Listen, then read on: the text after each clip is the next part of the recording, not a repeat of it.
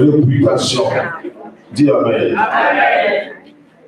Ecclésiaste 7 dit, une bonne réputation vaut mieux que le bon parfum, et le jour de la mort que le jour de la naissance. C'est donc on doit veiller sur notre réputation. C'est pourquoi le Seigneur dans Romains 13 ne devait rien à personne. Ça aussi ça compte. Ne devait rien à personne si ce n'est l'amour. Je l'ai dit une fois dans la dévotion, quand j'ai touché ce verset-là, Dieu avait ouvert mon esprit dans la méditation de ce verset qui disait que l'amour avec mon frère est une dette. La seule dette que Dieu autorise, c'est l'amour que nous avons ou nous devons à notre frère, à notre soeur. En dehors de ça, Dieu n'autorise pas une autre dette. Je suis désolé de le dire. Et plus les enseignements sont en train de me convaincre. Et moi, je suis en train de travailler à ça pour que je puisse triompher, ne pas devoir à une institution, à un homme, à une femme. Quand tu dois quelqu'un, tu fais de ce dernier-là le maître de ta vie, un autre maître de ta vie. Il devient un autre maître de ta vie. À 2 mètres. Il ne veut pas qu'on soit soumis à 2 mètres, qu'on soit soumis qu'à lui. Alléluia. Amen. Alléluia. Amen. La réputation. On doit veiller à la réputation pour que les uns les autres aient confiance en nous et qu'elles nous donnent leur loyaux. 1 Timothée 4:12, que personne ne méprise ta jeunesse, mais sois un modèle pour les fidèles. Sois un modèle, dis avec moi, sois un modèle en parole. Soyons un modèle en conduite. Soyons un modèle en amour. Soyons un modèle en foi.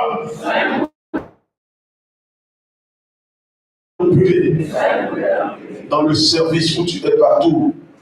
Moi, je faisais des petits contrats à Unilever dans le train il y a très longtemps. Et le chef de l'atelier Cogra à Unilever, il y a longtemps, hein, le chef de l'atelier Cogra, il a su que j'étais chrétien.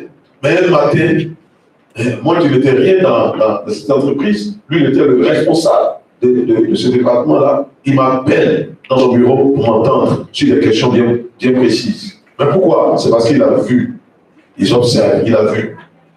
C'est vrai que tu peux ne pas être le plus gradé dans l'entreprise, mais ta réputation fait que ton Dieu est honoré là où tu es. Dis Amen. Amen. Dis Amen. Amen. Dis Amen. Amen. Tite 2:7 dit, te montrant toi-même à tous égards un modèle de bonne œuvre et donnant un enseignement plus utile. Bon, on va aller vite, le temps nous menace. Pour mériter la loyauté, dis avec moi, pour mériter la loyauté, maintenons la confiance. Travaillons à être digne de confiance. Amen. Tous les membres de la famille doivent avoir confiance l'un envers l'autre. La confiance exige aussi la transparence. Au niveau des finances, un enfant qui vient avec quelque chose, on ne sait pas où il a vu ça, demandez-lui. Il faut que ça soit transparent. On ne peut pas être dans une même maison et puis les gens ont des choses dont on ne connaît pas la provenance. Madame a des nouveaux pains, elle a des nouvelles choses, on lui demande, c'est Dieu qui a donné. Dieu est passé où pour donner. Et il y a des enfants qui ont des choses là, on ne leur demande pas, et ça finit par les perdre. La transparence. Le pasteur vient dimanche, il a une nouvelle voiture de 50 millions, c'est carré. Les responsables demandent, il dit non, c'est Dieu qui a donné, taisez-vous. Tout ça, ça brise la confiance. Les gens pensent à comment, est-ce que ce n'est pas la dernière offrande sacrificielle qu'on a eu à faire pour construire les studios là, qu'il est passé derrière pour prendre payer cette voiture là. Et de bouche à bouche, ça a commencé à faire quoi? Donc il faut au moins dire la source de certaines choses, même si ce n'est pas toute l'église, il y a des responsables qui sont avec nous. Quand ils sont informés là, si quelqu'un veut parler, non, hein, c'est que le pasteur là, c'est son grand frère qui travaille à la batte là, c'est lui qui veut parler. Maman est partie à Cabo pour un moment de jeûne à la rigueur. Vous savez ce que les gens disent là-bas? Et puis c'est le pasteur qui a dit que c'est l'école que je gère au Koweït là. C'est cette école-là qui a payé voiture pour moi.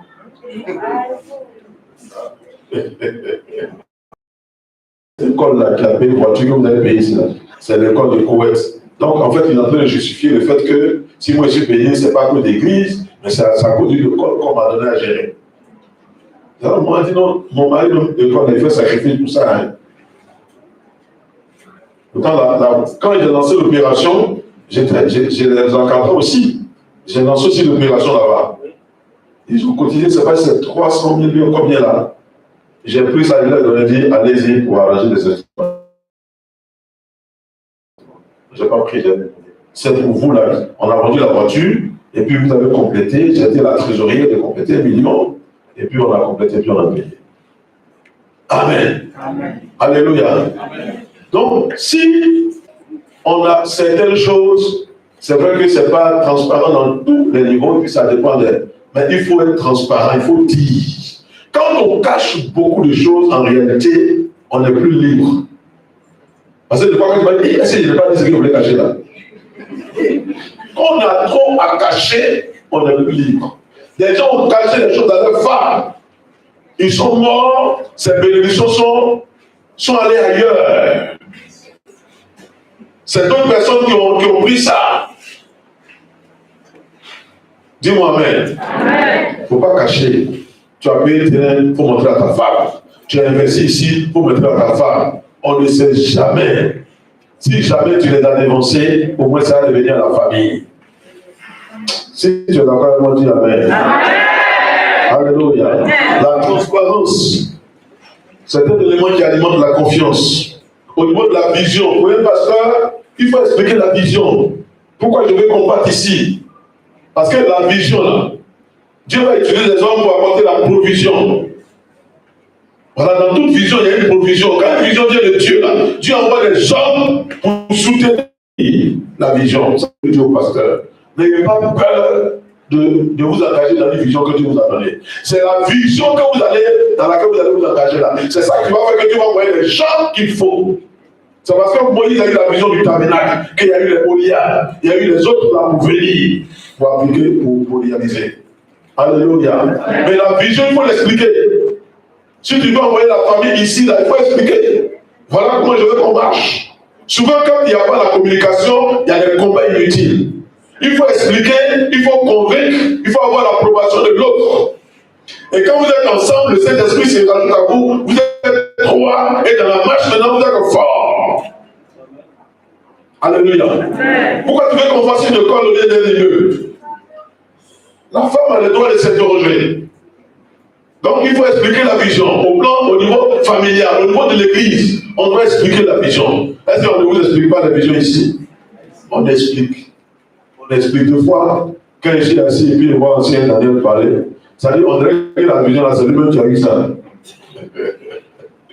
Je ne sais pas si je me souviens bien, il a dit une fois. Celui qui ne voit pas que l'église sera climatisée, c'est qu'il va voir, c'est pas c'est pour de quel truc comme ça, il dit ouais, ça, voilà, c'est un gars qui a compris la vision. On doit expliquer la vision pour que les gens comprennent.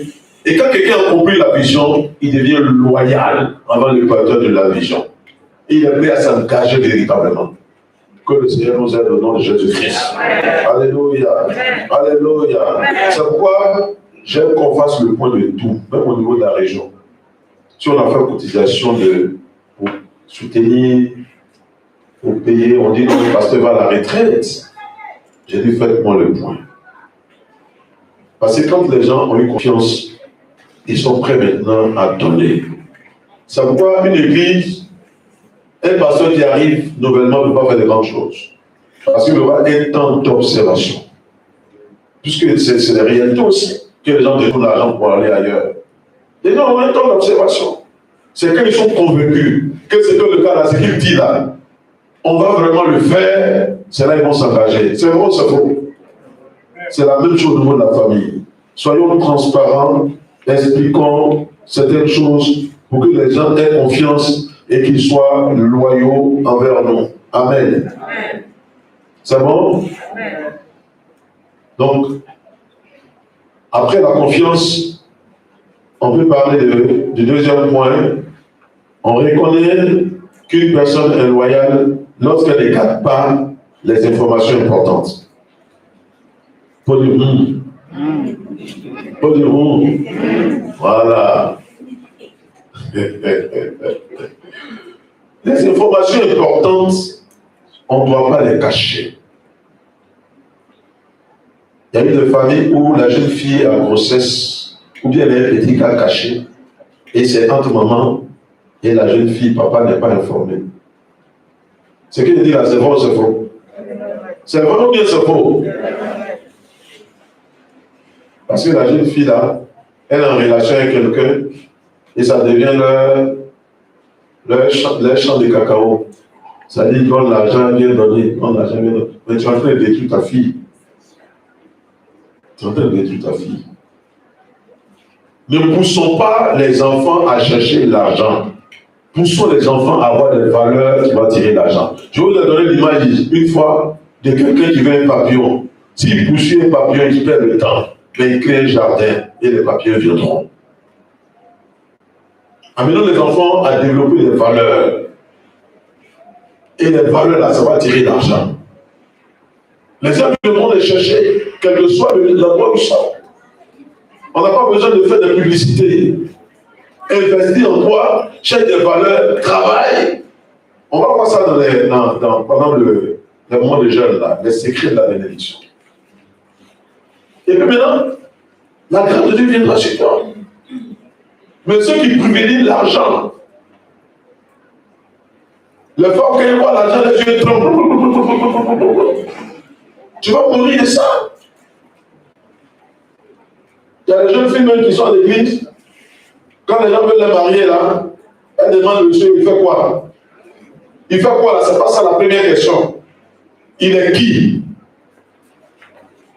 C'est vrai que ça peut être relié, mais sa relation avec Dieu d'abord. La crainte de Dieu d'abord.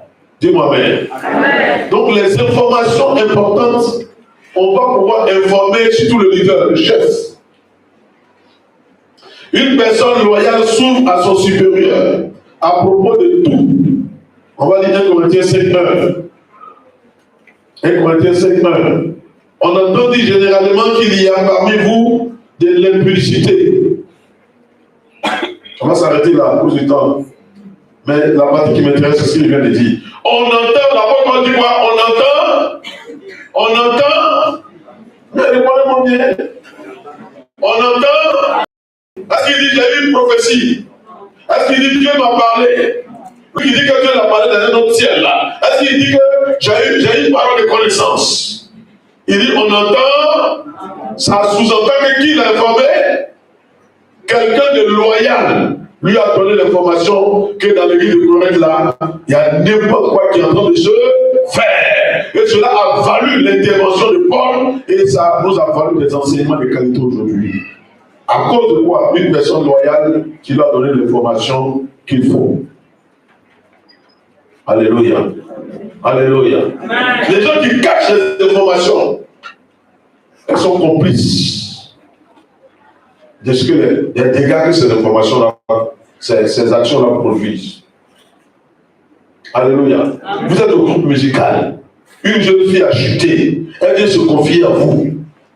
Une fois, vous allez essayer de l'aider. Elle chute encore. Mais envoyez l'information au pasteur pour que le pasteur puisse intervenir. Il a l'autorité en tant que berger. Mais là, on ne dit pas. Et puis on voit la fille enceinte. Et c'est quand la fille enceinte, on est informé que telle a été informée, telle a été informée, telle a été informée. Et quand vous protégez ces temps d'information, ce type de modèle de péché-là, vous les encouragez à se multiplier dans l'église.